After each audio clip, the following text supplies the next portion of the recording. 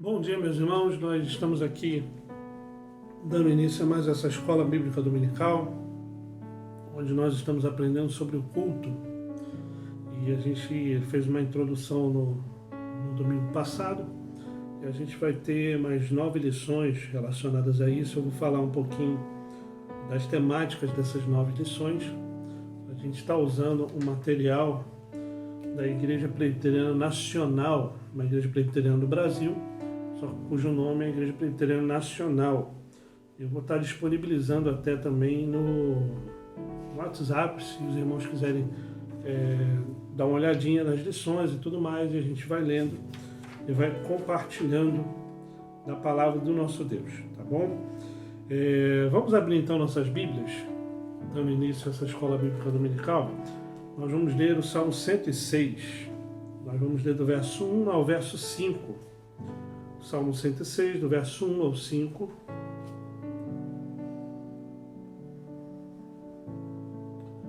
Diz assim a palavra do Senhor: Aleluia! Rendei graças ao Senhor, porque Ele é bom, porque a sua misericórdia dura para sempre. Quem saberá contar os poderosos feitos do Senhor ou anunciar os seus louvores? Bem-aventurados que guardam a retidão e o que pratica a justiça em todo o tempo. Lembra-te de mim, Senhor, segundo a tua bondade para com o teu povo. Visita-me com a tua salvação, para que eu veja a prosperidade dos teus escolhidos e me alegre com a alegria do teu povo, e me regozije com a tua herança. Amém. Louvado seja o nome do Senhor, da sua palavra que foi lida mais uma vez. Nós vamos estar cantando louvores ao nosso Deus nessa hora e vamos estar colocando também as nossas vidas diante de Deus. Logo após os louvores, nós vamos estar orando pelos aniversariantes de vida, de casamento e as famílias de oração. Os nossos aniversariantes são a nossa irmã Suelen Vieira, nosso irmão Gabriel Coimbra e a nossa irmã Ruth Coimbra. Estão completando mais um ano de vida. Deus abençoe vocês, parabéns. Aniversariantes de casamento, nosso irmão Hélio e Mariana. Deus abençoe vocês também, Hélio e Mariana, e a nossa querida Maria Isabel. Deus abençoe cada um de vocês. Vocês são queridos do nosso coração. E as nossas famílias de oração são a família do nosso irmão Juscelino Mendes e o nosso irmão José Lima Barbosa.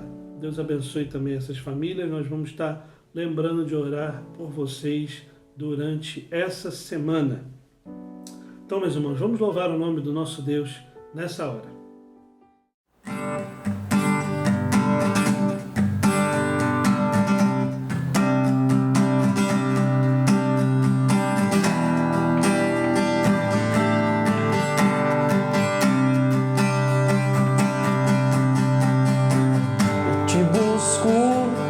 Procuro, ó Deus, no silêncio tu estás.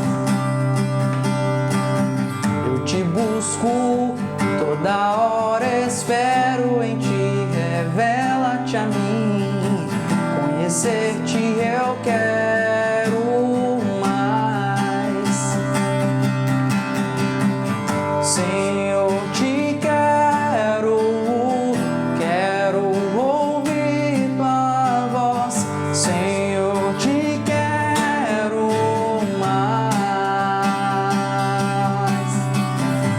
Quero tocar-te, tua face eu quero ver. Senhor, te quero mais. Seguindo para o alvo eu vou, com a coroa a conquistar.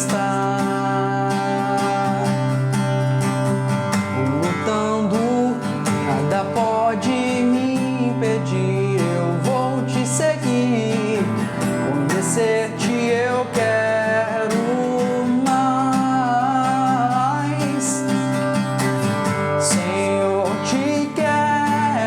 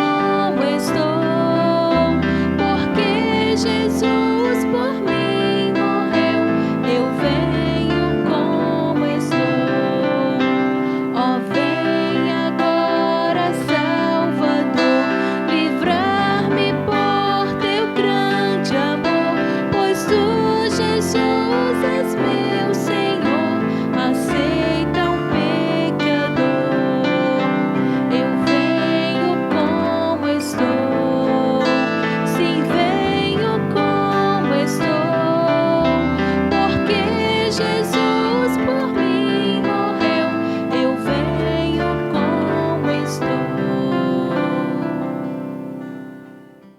Amém, queridos. Amém. Louvado seja o nome do Senhor. Vamos abrir nossas Bíblias antes de orarmos. No livro de Levítico capítulo 27, nós vamos ler do verso 30 ao verso 34. Levítico 27, do verso 30 ao verso 34. Diz assim a palavra do Senhor: Também todas as dízimas da terra, tanto dos cereais como do campo, como dos frutos das árvores, são do Senhor, santas são ao Senhor. Se alguém das suas dízimas quiser resgatar alguma coisa, acrescentará a sua quinta parte sobre ela. No tocante às dízimas do gado e do rebanho, de tudo que passar debaixo do bordão do pastor, o dízimo será santo ao Senhor. Não se investigará se é bom ou mal, nem o trocará, mas se de algum modo o trocar, um e o outro serão santos, não serão resgatados. São estes os mandamentos que o Senhor ordena a Moisés para os filhos de Israel no Monte Sinai. Amém, queridos? Como a gente viu aqui, os dízimos o dízimo é um princípio bíblico da palavra do nosso Deus. Nós devolvemos o nosso dízimo justamente porque nós temos a convicção e a certeza que o Senhor já nos abençoou. Ele já deu tudo aquilo que nós precisamos e necessitamos. E exatamente por isso Ele devolve. A gente devolve o dízimo a Ele, não com dinheiro somente, porque Deus em si não precisa de quantias financeiras. Dele é o ouro e a prata, tudo pertence a Ele. Mas o que de fato nós colocamos diante do altar de Deus é o nosso coração e a gratidão, porque estamos sendo sustentados pelo nosso Deus. Então, queridos, que em nome de Jesus a gente possa ser fiel no dízimo e na oferta. Com os dízimos e ofertas nós continuamos a pagar as contas da igreja, continuamos a devolver e dar cestas básicas, nós devolvemos verba, dízimo também à igreja, ao Supremo Concílio, devolvemos nossa verba presbiterial. E para vocês terem a ideia, por exemplo, mais da metade da verba do Supremo Concílio está destinada a missões, e isso também através do dízimos e ofertas da Igreja Presbiteriana de Araçás, através da sua fidelidade como povo de Deus. Então, essa é a hora que nós vamos orar, vamos consagrar esses dízimos e ofertas, e vamos orar também por essas pessoas queridas do nosso coração. Vamos falar com o nosso Deus nessa hora. Pai eterno, Deus querido, Tu és um Deus tremendo, maravilhoso, Tu és um Deus todo-poderoso, santo, Pai. Tua palavra afirma que os céus, a terra, tudo que existe contempla a Sua glória, o Teu poder, a Tua majestade, e nós também, seres criados do Senhor, também queremos dizer que Tu és o nosso Deus santo, poderoso, eterno, magnífico. Nós te louvamos, bendizemos ao Teu santo nome, Pai. Pai eterno, nesse momento que nós estamos em oração, Pai, nós pedimos, ó Pai, primeiramente perdão dos nossos pecados. Sabemos o quanto somos falhos diante da Tua presença. Queremos também colocar o nosso coração como oferta de gratidão ao Senhor, ó Pai, através também dos nossos dízimos e das nossas ofertas. E te pedimos, ó Pai, que o Senhor consagre esses dízimos e ofertas para o louvor da Tua glória. Pai eterno, em nome de Jesus, também colocamos, Senhor, a vida dessas pessoas queridas em Tuas mãos. Colocamos a vida da nossa irmã Suelen Vieira em Tuas mãos, do nosso irmão Gabriel Coimbra, da nossa irmã Ruth Coimbra, que estão completando mais um ano de vida, Pai. Prolonga os anos de vida dos Teus filhos, abençoe os Teus filhos, ó Pai, em nome de Jesus. Supre de toda e qualquer necessidade, Pai. Pai, também colocamos a vida e o casamento do nosso irmão Hélio e da nossa irmã Mariana, a pequena Maria Isabel também. Pai eterno, em nome de Jesus, abençoe essa família, abençoe o casamento dos dois, faça com que cada ano e cada dia que passa eles se amem cada vez mais, que eles se gostem cada vez mais. E em nome de Jesus, Senhor, que o Senhor possa supri-los também de toda e qualquer necessidade que possa existir. Pai eterno, também colocamos a vida e a família do nosso irmão Juscelino Mendes e da família do nosso irmão José Lima Barbosa. Pai eterno, em nome de Jesus, abençoe, Pai, essas famílias. Pai eterno, que o Senhor possa suprir e providenciar tudo aquilo que eles precisam, conforme a Tua santa e maravilhosa vontade, Pai. Por isso, Deus, em nome de Jesus, permaneça com eles, ó Pai. Quanto a nós, ó Pai, em nome de Jesus, ilumina a nossa mente, o nosso coração. Permaneça conosco, Pai. É no nome santo de Jesus que nós oramos. Amém, Senhor. Amém, Pai. Amém, meus irmãos. Louvado seja o nome do Senhor. Como eu falei, a gente vai estar dando início aqui à nossa escola bíblica dominical. E a gente está aqui com esse material muito interessante. E a gente vai estudar um pouco sobre o culto do Senhor. O culto pertence ao Senhor. A gente viu um pouquinho disso na semana passada. A gente viu algumas coisas relacionadas a esse culto. O que no culto deve ter, pregação, oração. Foi uma introdução bem simplificada e a gente vai tentar aprofundar um pouquinho aqui essas realidades. Então, nessa primeira aula, a gente vai falar sobre o culto público, seu significado e propósito. Depois nós vamos estudar como oferecer um culto agradável a Deus. Depois, o conteúdo do culto, os elementos e as circunstâncias desse culto. Na quarta lição, o culto no Antigo e Novo Testamento, o que mudou, o que permaneceu. Na lição 5, a palavra e os sacramentos, Deus fala conosco. Na lição 6, as orações e os cânticos, nós falamos com Deus. Na lição 7, o culto cristão e a reforma protestante, resgatando os princípios. Lição 8, movimentos e modismos nos cultos evangélicos. Lição 9, e a conclusão, aplicação da correta teologia em sua prática de culto. A gente vai estar caminhando nessa trilha aqui com relação a essa questão do culto. E o culto público, seu significado e propósito. Vamos abrir nossas Bíblias então? No livro de Salmos, capítulo 105. Salmo capítulo 105.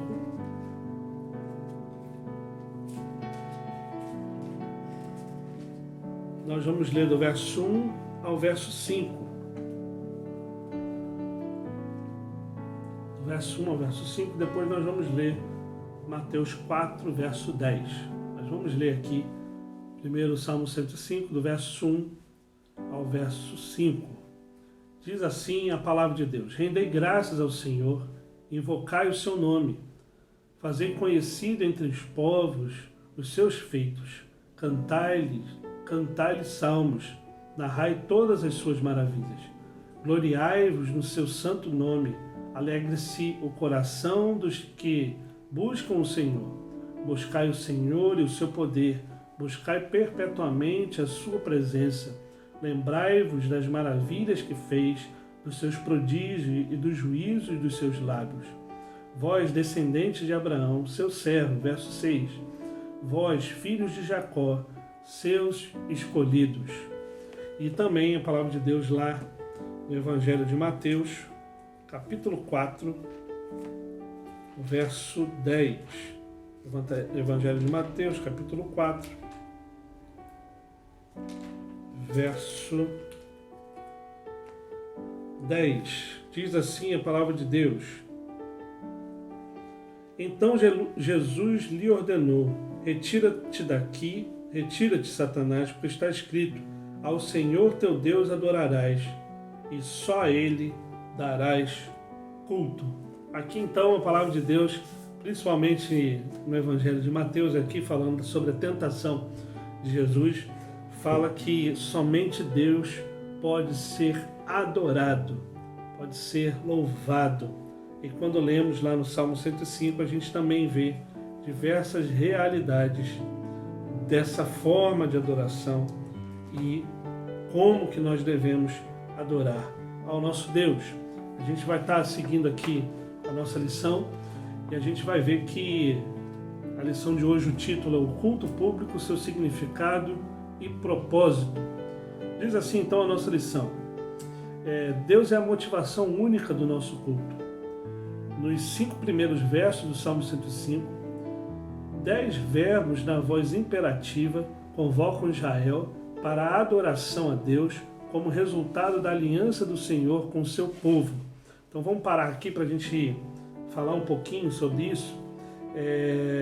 O que é um imperativo? É uma ordem. Então nesse Salmo 105 a gente vê diversos verbos na voz imperativa, na voz de ordem, ordenando ao povo de Deus que o adore, que adore a Deus. E isso faz parte de uma aliança que Deus fez com o seu povo, Deus fez conosco. E, de fato, essa aliança ainda existe, persiste. Na verdade, ela foi renovada através do sangue do nosso Senhor e Salvador Jesus Cristo. Então, queridos, a gente vive no período da aliança, onde Deus deseja ser adorado por cada um de nós.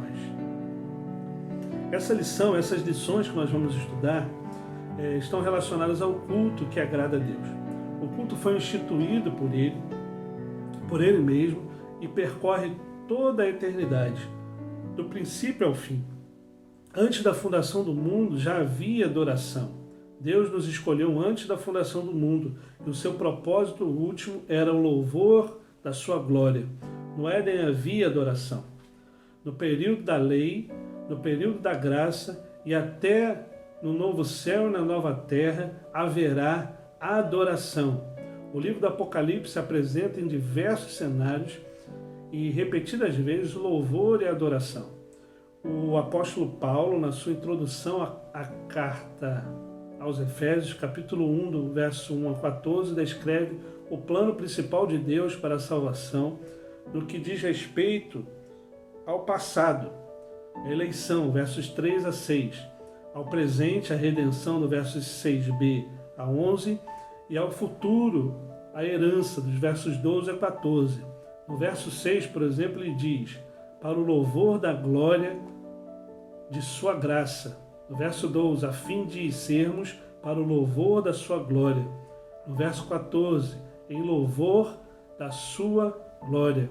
Esta ênfase do apóstolo mostra a importância que Deus dá à adoração ao seu santo nome. Ou seja, quando a gente lê essa introdução aqui, a gente já deve pensar que antes da fundação do mundo, Deus já era adorado pelos anjos, por todos os seres criados como anjos, já adoravam a Deus.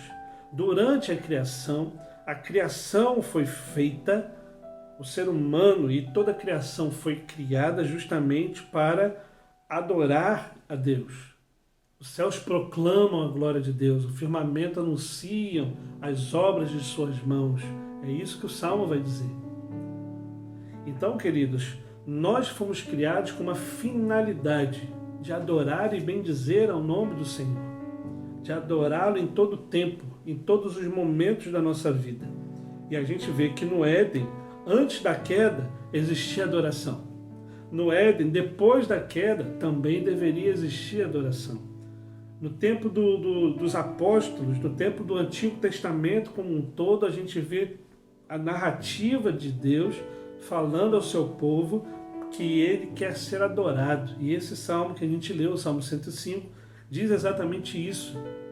São imperativos que nós devemos adorar ao Senhor na beleza da santidade dele, porque nós devemos render graças ao Senhor. Ele diz assim, ele diz que a gente deve cantar louvores a ele, nós devemos glorificá-lo, nós devemos buscá-lo, nós devemos lembrar das suas maravilhas, das maravilhas que ele fez por cada um de nós e durante toda a história da humanidade. Deus quer ser adorado. E no fim de todas as coisas, o Apocalipse vai demonstrar como será o fim, o que vai acontecer. O intuito de tudo também é e reflete essa adoração, esse louvor ao nosso Deus. Então, o ser humano deve adorar a Deus, deve colocá-lo na centralidade da sua vida para que de fato ele possa viver uma vida de adoração diariamente. Isso é um imperativo para todo ser humano. E, meus irmãos, existem consequências para aqueles que não adoram a Deus. Essas consequências não são boas. Se a gente não adora a Deus e não serve a Deus, a quem nós adoramos e servimos? Fica essa pergunta para você. Porque só existem, teoricamente, dois senhores. Um das trevas e outro do céu, da luz, do Senhor. Se a gente não adora ao nosso Deus, nós adoramos a quem? E servimos a quem? Pense nisso. E é interessante porque no decorrer dessas lições a gente vai perceber que a adoração a Deus não é conforme nós achamos que devemos adorá-lo. Muito pelo contrário. Ele quer um culto à maneira dele. E nós devemos prestar esse culto conforme a vontade dele, não conforme a nossa vontade. Ou seja, o culto não deve ser palatável, não deve ser bom para nós, mas deve ser aceitável a Deus. É lógico que isso não quer dizer que o culto não é bom para nós. Claro que é. E é uma alegria prestar um culto ao Senhor. Não é verdade? Então vamos seguir aqui. A ideia central, então, do que a gente está estudando, Deus exige do seu povo que o adore através do culto. Como se expressa da aliança, como expressão da aliança que temos com Ele. Deus fala através da sua palavra e nós respondemos através das orações, oferendas e louvores. O propósito básico do culto público é a glorificação e adoração do nosso Deus de forma agradável. Vou até sublinhar aqui. O propósito básico do culto público é a glorificação e adoração do nosso Deus de forma agradável. É uma definição de culto. E quais são os objetivos, então, que a gente vai traçar? Ao final dessa lição, nós temos a ideia de que cada um vai ter a condição de saber o que é o culto a Deus e por que devemos adorá-lo.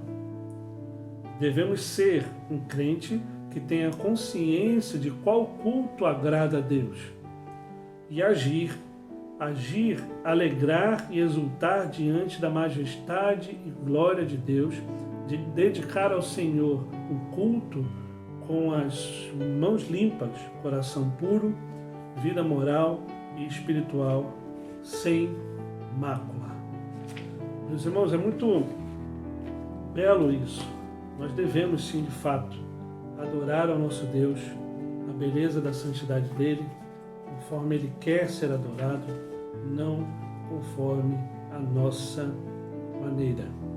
Então, meus irmãos, um dos primeiros pontos aqui da nossa lição fala sobre a religiosidade. O que seria isso, né? Vamos ler aqui. A religião é um fenômeno universal. Ela está presente em todas as culturas, antigas e modernas. O termo religião tem sua origem na palavra religar, trazendo a ideia de religar-se com Deus.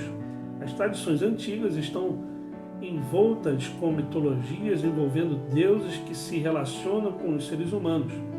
Qual é a origem da religião? Entendemos biblicamente que o sentimento religioso é próprio do homem por causa da sua natureza comum, criação de Deus. A imagem de Deus no homem é a fonte do seu senso de divindade e de sua ânsia pelo sagrado. O homem busca a religião tentando encontrar seu Deus, porque o seu ser carece deste encontro. No entanto, toda tentativa dos homens de se chegar até Deus é inútil e ineficaz, pois seus delitos e pecados fazem uma separação intransponível para eles. O que se destaca na verdadeira religião, apresentada pela palavra sagrada, pela Bíblia Sagrada, é que Deus veio ao encontro do homem e abriu um caminho possível, através do qual, e somente este, existe o verdadeiro religar. O que seria então essa questão da religiosidade e desse fenômeno da religião? O que o autor está dizendo aqui? O que a gente está querendo falar aqui? Que todo ser humano foi criado e a imagem e semelhança de Deus. E o teólogo Calvino, o reformador Calvino, vai dizer em um dos seus livros que o ser humano tem o senso de divinitate, ou seja, ele tem um senso no coração, na mente dele, que o impulsiona a ser uma pessoa, um ser religioso, de alguma forma. De alguma forma, todo ser humano ele tenta se religar a algo ou a alguém. E o que a gente está dizendo aqui, que a nossa perspectiva humana, ou na perspectiva humana, o ser humano sozinho não consegue se religar a esse Deus. Ele só consegue se religar a esse Deus mediante a ação do próprio Deus, que envia o seu Filho Jesus Cristo e cria uma ponte entre Deus e o ser humano. Deus cria essa ponte. E através dessa ponte, que é Jesus Cristo, sim, a gente consegue ter acesso ao Pai e ser salvo pela graça de Cristo, porque Ele veio ao nosso encontro. Porque Ele veio e nos apresentou um caminho novo. E é exatamente isso que a gente está tentando dizer. Que a gente só consegue prestar um culto agradável a Deus mediante a ação de Jesus Cristo. Jesus Cristo é essa ponte, esse caminho que nos liga até Deus. O elo que estava rompido foi reatado, porque Jesus Cristo é esse elo que reatou e agora ele não quebra mais. E é exatamente isso, que ele não quebra mais justamente para aqueles que são salvos pelo nosso Deus. Então, queridos, quando a gente pensa também nessa questão de culto, a gente deve pensar nessa questão da religião. Então, se a gente for pensar numa verdadeira religião, a verdadeira religião é aquela que fala da palavra de Deus e justamente dessa ponte, que é Jesus Cristo, o nosso Salvador, segundo o que a palavra de Deus nos ensina. Mas todo culto tem uma liturgia, e a gente vai ver um pouquinho sobre isso agora. Definição de culto e liturgia. Em Romanos 12:1, o apóstolo diz: rogo-vos, pois, irmãos, pelas misericórdias de Deus, que apresenteis o vosso corpo por sacrifício vivo, santo e agradável a Deus, que é o vosso culto racional. Observamos que culto é muito mais que o ajuntamento do povo de Deus para adoração. O culto está relacionado também com a vida individual de cada crente. John Frame, que é um teólogo cristão, apresenta uma definição útil para fazermos esta distinção. Os termos são culto no sentido restrito e culto no sentido amplo. O que seria então o culto no sentido restrito? Se refere mais ao ajuntamento do seu povo, particularmente ao serviço de adoração no tabernáculo e no templo, no período do Antigo Testamento.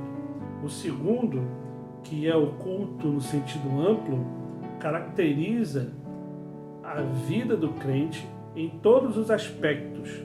A Bíblia condena veementemente o ajuntamento do seu povo para adoração, sem que haja uma verdadeira adoração interna e individual. No Antigo Testamento, Deus condenou o culto formal que não fosse acompanhado de uma preocupação com a compaixão e a justiça. Daqui alguns textos relacionados, principalmente no Antigo Testamento. Um texto clássico aqui, que a gente já falou algumas vezes, é Isaías, capítulo 1, onde Deus faz aquela crítica ao povo, apresentando que o povo fazia e cultuava a Deus de alguma forma, cumpria a liturgia de modo geral, só que o coração daquele povo não estava em Deus, estava em outras coisas. O que a gente está querendo dizer aqui? Que existe um culto, então, restrito e um culto amplo. O culto restrito é o culto que nós prestamos na igreja, juntos. E o culto amplo é um culto que nós devemos viver diariamente. Ou seja, só existe culto verdadeiro quando nós estamos cultuando ao nosso Deus pessoalmente, durante a nossa vida e também no dia do culto, e quando esse culto é comunitário com todos. Aí existe culto do Senhor. O segundo parágrafo aqui. É de muita utilidade compreendermos os termos em grego e hebraico utilizados para o culto. Existem dois grupos principais, as palavras e palavras para culto. O primeiro termo grego, latreia, tem o sentido de servir, implica em cultuar e oferecer atos de adoração que agradem a Deus. Ele descreve a entrega que o crente faz do seu próprio corpo para serviço de Deus. O segundo termo do grego é proskuneo, significa curvar-se, dobrar os joelhos. Isto é prestar homenagem, honrar o valor e a dignidade de alguém. Existem outros termos relacionados. A palavra grega seben é traduzida como reverenciar, com temor. Não é ter medo, mas reverente admiração que atrai. O último termo no grego é leitugel. Tem a ver com o exercício de nossos dons espirituais, quando dedicamos nosso trabalho ao Senhor, no contexto de nossas igrejas e comunidades. O termo em português, a gente vai voltar nisso, que foi traduzido como liturgia, ocorre no Novo Testamento, tendo uma relação direta ou indireta com o serviço religioso. Então, é interessante essas palavras que definem o culto. Então, o que é culto? Primeiro, é servir. Ou seja, no culto nós não recebemos, nós damos, nós servimos, certo? É isso que implica o culto. O segundo termo aqui é um serviço que nós nos curvamos diante de Deus. Ou seja, nós reconhecemos que existe alguém soberano acima de nós, que é Deus. Isso no culto. Outra palavra aqui é a palavra que é reverenciar, ou seja, nós reverenciamos com temor a um soberano, ao Rei Todo-Poderoso, ao Senhor dos Senhores.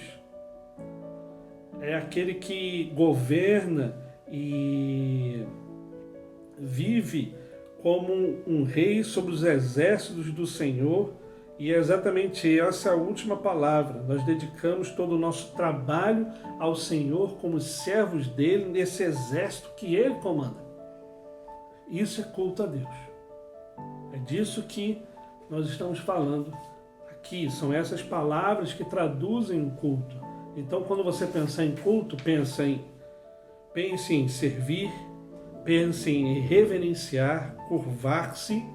Terceira palavra, você pensa em servir num batalhão, onde, de fato, quem é o seu comandante é o Senhor do Senhor, é o Senhor dos Exércitos. Isso é culto. Isso numa tradição na palavra de Deus, no grego. Continuando aqui, as nossas referências apresentam algumas definições. Culto é o serviço de reconhecimento e honra à grandeza de nosso Senhor da Aliança.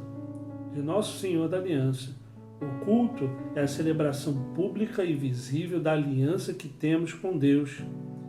Em essência, o culto é o encontro de Deus com o seu povo, no qual se estabelece um diálogo Deus fala à igreja por meio da sua palavra e a congregação expressa sua adoração ao Senhor mediante as orações, oferendas, ofertas, dízimos e hinos, louvores ao nosso Deus. E aqui então a gente tem as definições do que é culto nesse parágrafo. Então vou repetir aqui. O que é culto? Culto é o serviço de reconhecimento e honra à grandeza de nosso Senhor da aliança. O culto é a celebração pública e visível da aliança que temos com Deus, ou seja, nós temos uma aliança com Deus e Ele conosco. Outra definição, em essência, o culto é o encontro de Deus com o seu povo. Olha só, o culto é um encontro de Deus com o seu povo. Deus nos encontra no culto, no qual se estabelece um diálogo. Que diálogo é esse? Deus fala à igreja por meio da sua palavra, com a pregação, com a leitura da palavra de Deus, e a congregação, nós expressamos essa adoração, a sua adoração ao Senhor, mediante orações, ofertas, dízimos, oferendas, como está aqui, e com hinos, com louvores ao nosso Deus. Então essas são as definições de culto. Se você quiser sublinhar ou guardar aí, anotar na sua agenda, essa é uma definição de culto ao nosso Deus. Notem que nessa definição de culto aqui, não está descrito, olha, aí eu vou no culto para escutar os louvores. Aqui não está escrito isso.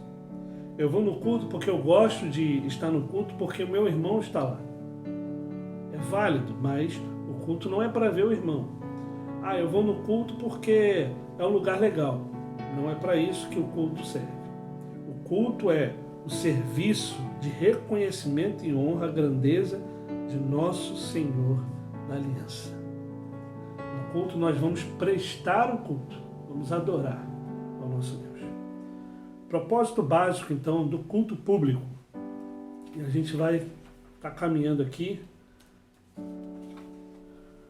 Propósito básico do culto público.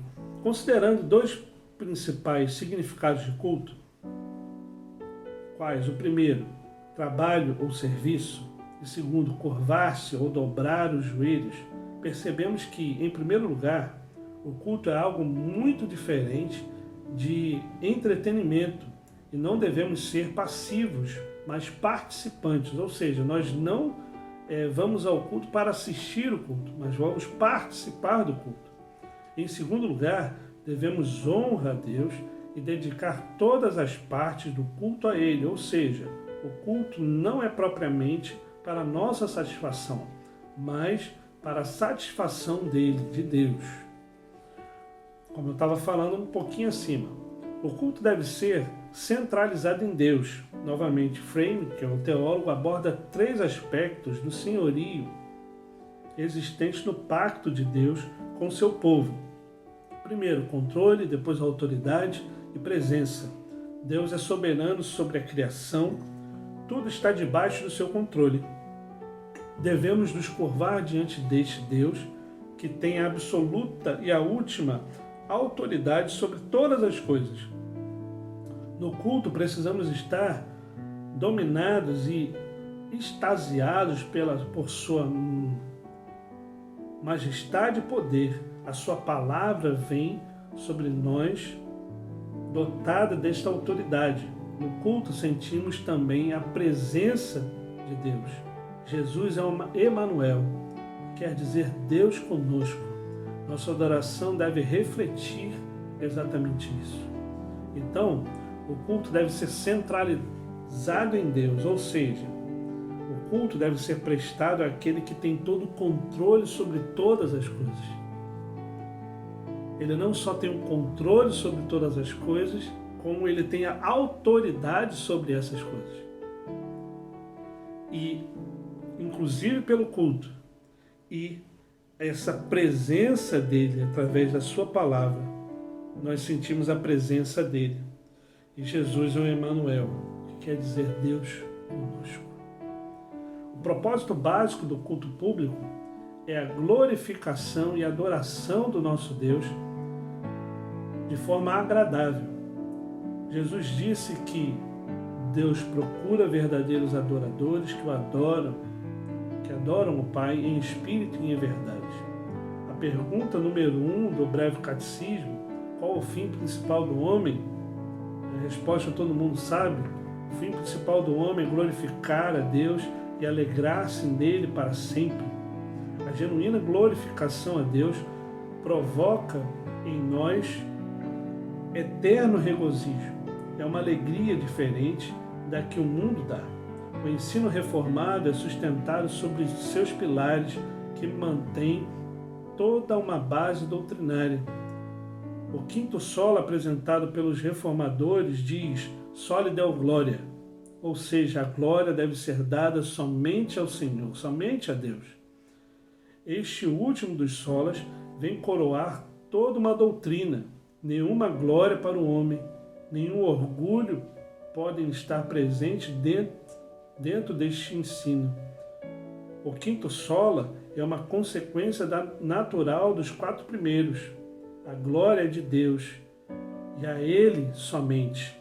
Todas as partes do culto devem estar voltadas para este propósito básico. Ou seja, soli deo gloria.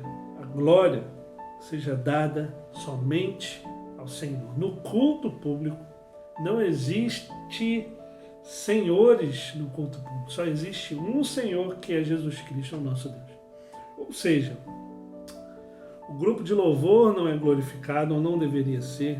O pastor não pode ser glorificado. Os presbíteros, o liturgo, absolutamente ninguém pode ser glorificado e reivindicar a glória. Mas o culto deve ser somente prestado a Deus. Todas as partes do culto devem estar voltadas para esse propósito básico, que é glorificar a Deus. Bendizer o seu nome, exaltar o seu nome, ou seja, a adoração, as orações, ou seja, as músicas, ou seja, a pregação, ou seja, as leituras da palavra de Deus, os dízimos e ofertas, tudo isso deve ser para glorificar a Deus. Essa é a finalidade, dar glória, louvor, honra, curvar-se diante do Senhor de todas as coisas. Soli deo gloria, glória somente ao Senhor, o nosso Deus.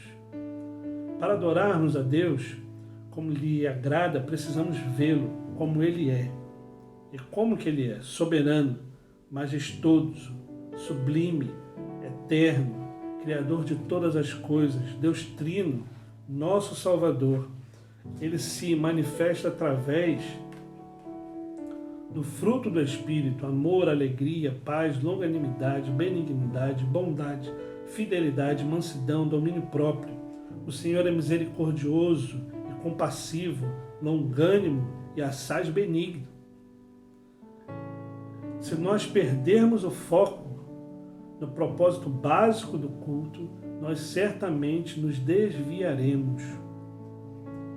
Vivemos em uma sociedade fortemente influenciada por uma cosmovisão existencialista e humanista, que exerce uma pressão muito grande para que o culto volte ao seu foco para o homem.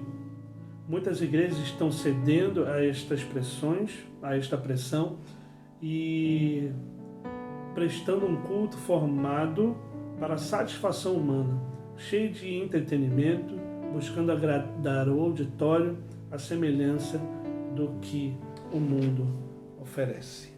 Meus irmãos, isso é uma realidade que toda igreja precisa tomar cuidado. Como aqui está dizendo na página anterior, para adorarmos a Deus, nós precisamos conhecê-lo. Quem é esse Deus? Soberano, majestoso, sublime, eterno, Criador do céu, de todas as coisas, Deus Trino, nosso Salvador, que manifesta através do Espírito. Aqui está descrito os frutos do Espírito. É um Senhor misericordioso, compassivo, longânimo e assaz benigno. Mas muitas igrejas em muitos locais estão desvirtuando para talvez um tipo de culto, um estilo de culto que sejam agradáveis a pessoas, não a Deus. Deus quer ser adorado à maneira dele, não à nossa maneira. Existe uma maneira de adorar a Deus. E toda vez que nós tiramos a centralidade do culto de Deus e colocamos ele numa questão humana, por isso que aqui a gente está falando sobre quando o foco está mudado, nós vamos nos desviar. Quando o nosso foco não é a glória de Deus, nosso foco provavelmente está voltado para nós mesmos. E aí a gente tem um problema muito sério, porque muitas vezes, em muitos locais, nós temos cultos autocentrados, que eu quero dizer, na verdade não é autocentrados, é um culto egocêntrico, é um culto ao próprio ego do ser humano. Então as coisas devem favorecer que aquela pessoa que está no culto se sinta extasiada. Não com a glória de Deus, mas com as coisas que acontecem no culto. Então o culto não é para adorar a Deus, é para que as pessoas que estão numa plateia, entre aspas, que parece um show, numa plateia, entre aspas, fiquem extasiadas, contentes, alegres, mas não com a glória de Deus. É com as circunstâncias que estão acontecendo durante o culto. O culto deixou de ser para a glória de Deus e passou a ser para a glória do homem. E toda vez que a gente desvia essa realidade, a gente não pode dizer que isso é uma igreja cristã. Pode-se dizer que é uma igreja egocêntrica, uma igreja para homens, onde o homem é adorado, onde o homem precisa ser valorizado, onde a pregação talvez não é uma pregação que fale sobre o pecado, porque afinal de contas falar sobre o erro dos outros não é muito legal e não atrai pessoas. Falar sobre arrependimento não é muito bom, porque se eu estou arrependido é porque eu fiz algo de errado. E isso não atrai pessoas. Então pessoas, e muitos pregadores e pastores e etc., líderes de modo geral, estão tentando colocar uma palavra egocêntrica, onde a centralidade é o homem, humanista, que nem aqui diz, existencialista, e deixando de falar a verdade. O problema disso é que onde não se prega o evangelho, primeiro, não há crescimento. Onde não se prega o evangelho, segundo, não há conversão. Onde não se prega o evangelho, não havendo conversão, não passa de um clube, onde o ser humano é glorificado e Deus está bem distante. Nós precisamos tomar cuidado com essa realidade. Então o culto deve ter a sua centralidade em Deus. Quando você for à igreja, pense nisso. Eu vou na igreja para adorar, para cultuar, para bendizer, para ficar extasiado com a glória do Senhor. Porque é para Ele o culto. É para Ele que nós devemos prestar esse culto de louvor ao nosso Deus. Concluindo, queridos, o culto deve ser consagrado a Deus, para a sua glória, conforme a sua vontade e determinação. O culto foi estabelecido e prescrito por Ele mesmo. Devemos cultuá-lo da forma como Ele revelou. No culto não cabem os modismos e imaginações humanas. No culto relembramos e o adoramos por sua obra redentora em Cristo, apresentada no Evangelho. Devemos cultuá-lo em obediência à sua vontade, em todas as circunstâncias, em santidade de vida e pureza de coração. Devemos dar o nosso melhor no culto, pois Deus zela por ele e dá a maior importância a como o seu povo cultua. A palavra de Deus precisa ter a primazia e centralidade no culto público. Como nós devemos adorar a Deus? Com tudo que nós podemos dar. A nossa vida. Por isso que o apóstolo Paulo vai dizer lá em Romanos 12, como a gente leu lá atrás, que a gente leu lá atrás em Romanos 12. Rogo-vos, pois, irmãos, pela misericórdia de Deus, que apresenteis o vosso corpo por sacrifício vivo, santo e agradável a Deus, que é o vosso culto racional. Ou seja, o culto não é só da boca para fora. O culto deve ser com tudo que nós temos, com o nosso corpo, com a nossa mente, com o nosso coração, com a nossa vida por completo. Essa é a ideia do apóstolo Paulo. Não é um culto só da boca para fora, mas é um culto completo, que abarca todas as realidades da mente, do coração do ser humano. É um culto integral, com a integralidade do ser humano. Algumas questões para a gente refletir, e aí você pode, de repente, responder em casa. Quais os 2 conceitos básicos dos termos bíblicos traduzidos como culto? E de que forma eles nos ajudam a definir culto? A gente viu um pouquinho disso lá e depois você vai ver no seu PDF aí, ou impresso talvez. 2. Quais as implicações do fato de Deus ser o Senhor para o culto? Que implicações tem isso? De que forma o culto pode ser, ao mesmo tempo, centrado em Deus e atentas às necessidades humanas? Como que pode? De que forma o culto pode ser assim? E 4, o que significa cultuar em espírito e em verdade? Meus irmãos, em suma, para a gente terminar aqui, nós devemos nos consagrar a Deus. Nós vimos hoje aqui diversas realidades sobre o culto, e você pode estar relendo, pode estar vendo essas lições, e de fato nós precisamos entender que prestar um culto a Deus não pode ser da nossa maneira, mas deve ser da maneira dele. E a maneira dele é exatamente essa que eu falei. Nós devemos colocar a nossa vida por completo no coração, com integralidade da vida, diariamente e em comunidade. Esse é o culto do Senhor. Espero que você tenha entendido. Se você não entendeu, você pode me abordar e a gente pode conversar. E como a finalidade dessa lição é saber o que é culto a Deus e por que devemos adorá-lo. A gente viu isso. Ser um crente que tenha consciência de qual culto agrada a Deus de fato. Que culto agrada a Deus? E agir, alegrar e exultar diante da majestade e glória de Deus. Dedicar ao Senhor um culto com as mãos limpas, coração puro, vida moral e espiritual, sem mácula. Vamos orar, vamos falar com o nosso Deus, encerrando esse momento de culto. Logo mais à noite nós temos um culto presencial às 19 horas. Que Deus esteja abençoando a sua vida. Lembre de levar sua máscara, lembre do nosso distanciamento, lembre que nós continuamos em pandemia, mas que nós vamos voltar com a fé em Deus de conseguir caminhar e continuar prestando nosso culto de louvor ao nosso Deus. Vamos orar mais uma vez, vamos falar com o nosso Deus nessa hora. Pai eterno, Deus querido, nós te louvamos, bendizemos ao teu nome, Pai. Glorificamos a ti porque tu és um Deus tremendo, Pai.